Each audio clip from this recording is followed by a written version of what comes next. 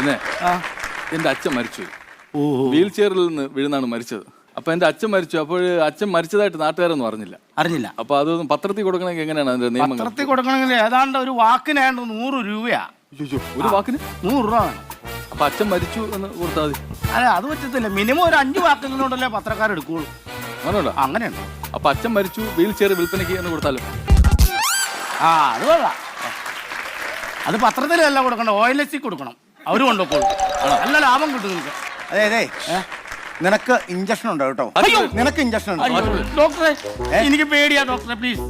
അങ്ങനെ പേച്ചാൽ എങ്ങനെയാ? എനിക്ക് തല കറങ്ങുന്നു. വാവു മാറണ്ടേ? പാപ്പം തിന്നണ്ടേ? അങ്ങനെ പേച്ചാ കൊള്ളൂല. എനിക്ക് തല കറങ്ങും ഇഞ്ചക്ഷൻ എടുത്താ. എടാ നീ മേടിക്കണ്ട, നിന്റെ തലകർക്കൊക്കെ മാറും. ഇഞ്ചക്ഷൻ എടുക്കണ ഞാനില്ല, സിസ്റ്റർ സൂസന്നയാ.